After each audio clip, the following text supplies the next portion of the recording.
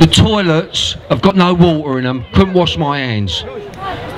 Those of you that know me, you know, like, you know, I use a few expletives, and I promised I won't use any today. So if I fuck up, let me know.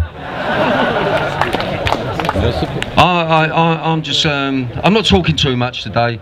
I'd rather do my work on film. You can go into piemeshfilms.com and see all the work we've done concerning the horrific subject of child abuse. The children of the future, that's where life begins. Let's sort it out. Let's sort it out. Who wants their children in years to come say, hang on, my mum and dad were around then, they never done anything. Why didn't my mum and dad do anything?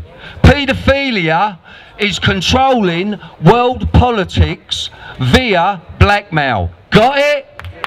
Jimmy Savile was a devil. We got one up there as well. Kenneth Clark, a nonce, a paedophile. Leon Britton. There's loads of them. You could go on and on and on and on, but we're not doing anything about it. It's controlling bankers. It's controlling army. And when I was up there a little while ago, because they weren't letting you in, I said, the police officer said, I said, why won't you let them in? He said, because we're waiting for the boss of G4S to say that we can let some more in. I said, well, you working for them? I said, you can't work for them, we're paying you. We're paying the police, they're working for G4S. It's bang out of order. And then the lady's come up to me and she said to me, Bill, I spoke to some people and we can't get no water for the kids down there. Where are you, darling? Did you get your water? You got water now? Good. Let's give the kids water at least, you know what I mean? Then I told two other police officers and it's like, Now, I'm not saying that all police officers are bad, because by no means are they. I work with them myself, you know. I work with child investigators, detectives. But this was, you know, I was going to rattle on for a little while, but I'm not going to talk anymore, because at the moment, the man of the moment is a guy called Ben Fellows. And he's a victim of abuse, the same as myself. And all you abuse victims here, especially institutional abuse, hello. Hello. And you don't be ashamed no more. It's not your fault. It's our governments. It's our politicians. Jimmy Savile was going to Margaret Thatcher's, I think it was 13 consecutive Christmases, at Chequers, because he was updating her on all the paedophiles, the powerful ones, and then she put their arms up their backs and controlled it. Why didn't anybody ever question Margaret Thatcher? Anyway, you're all here. Just being here means you're doing something and you're part of it. And we got to fight against paedophilia, because it's still going strong now. Now. So don't make your children ashamed of you. Let's pick up the beat on this. And where's David? Where's David? Is he about? Where's David? Ike, talk about it when you get up here, bruv. I haven't spoke to you for a while, David. Let's pick this subject up and let's start protecting the kids. Ladies and gentlemen, I proudly present Ben Fellows.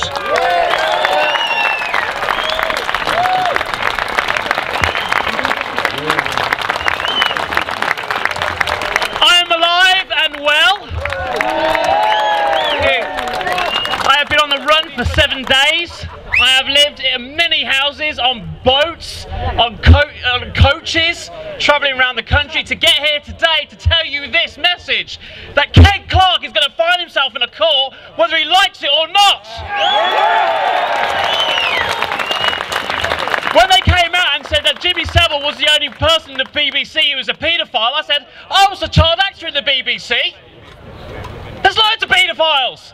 Children's BBC are run by paedophiles. You go to auditions, they say, take your top off. You know, can you pretend to lick an ice cream? That's how they do it. And it's all done through agents and casting directors. And then I came out and said, well, it's the wider industry. And that got pointed to the Daily Express. And then I said, not only that, but when I met Kenneth Clark, when I was working for the Cook Report as an investigative journalist many years later, I was 18 years old. The producer of the programme said, look, can you say you're 15 to grease the wheels against these guys? Because they knew that young boys hung around with these businessmen and they wanted to get in with them. So I said to Ken Clark when I met him, I'm 15 years old. And what did he do? Yeah, groped me, sexually assaulted me. Yeah. So, the police came to me and said, this is Operation Fairbridge, not U-Tree.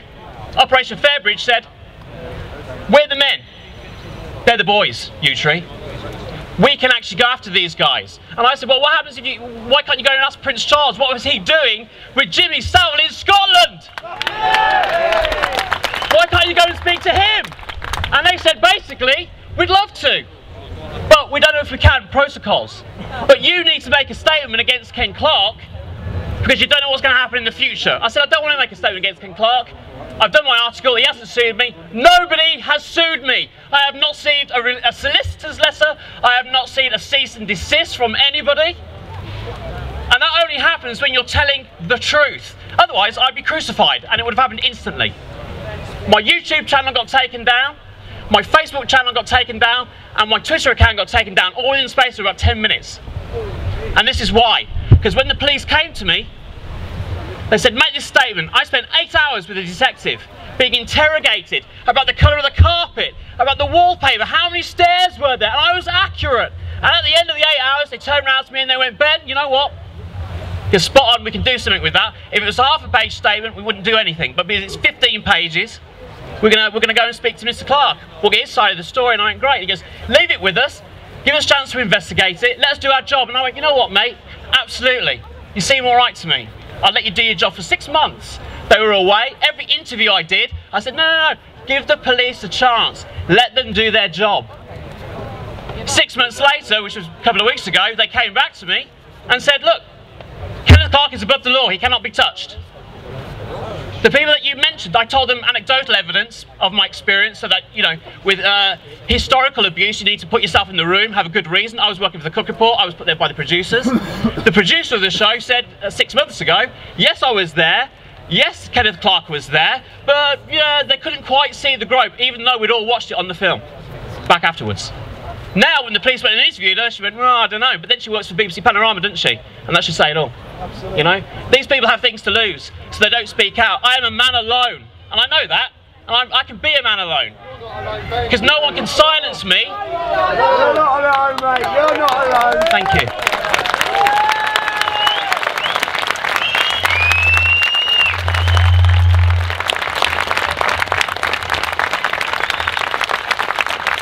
Thanks. Really. And so the police came to me and said, he's above the law. There's a two-tier system. Politicians cannot and won't be spoken to by the paedophile unit. The paedophile unit won't speak to them. They're simply gathering intelligence to be used against these people. So when they need something being voted for or something going their way, the paedophile unit give it out to whoever or they sell it or do whatever they do with it, and they force these politicians to do what they want, like Bill was saying about Margaret Thatcher. So, Kenneth Clark's above the law. Andrew Lloyd Webber, who stuck his tongue down my throat, is above the law. And I was 13 years old. I was given drugs, I was given alcohol. And don't think it was like a line of coke in the bathroom with a £20 note, because it wasn't. It was a milkshake. A chocolate, a strawberry milkshake with cocaine in it. And, no, I'm right. And people said, drink this, this will pep you up for the show. That's how you were given drugs. And then you were given alcohol. I went to Esther Ranson's house for a party, and we were doing drugs and alcohol in that party when we were kids. She's head of child life, for God's sake. Can she be questioned? Shame on that woman. Absolutely. Can she be questioned? Yes. No. By us you can. Jimmy Savile had to die before he questioned. Before we questioned anything and all the victims came out. You know? Kenneth Clark cannot be questioned because the police admitted that there was a two-tier system in place. We are not part of it. If I made an allegation against any one of you or you me, I'd be spoken to by the police. I'd have to make a statement. What happened to me was the police just simply threatened me. So I filmed them, put them up on YouTube. Let you decide.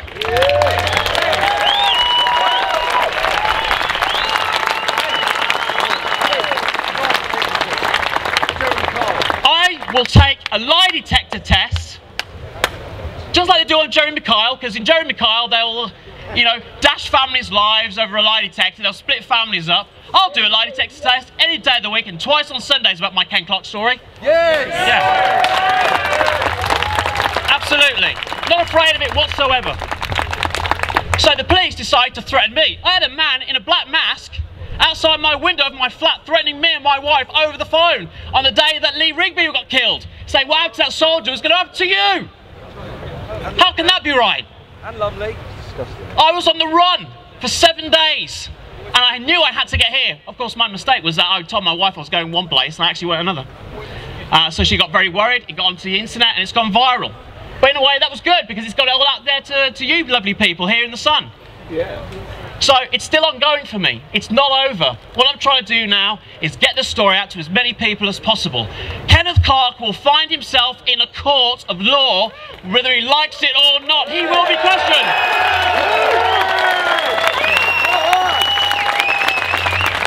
And anybody else I've made complaints against, they will find themselves in a court of law. And I will not stop until it's done. Thank you very much, ladies and gentlemen.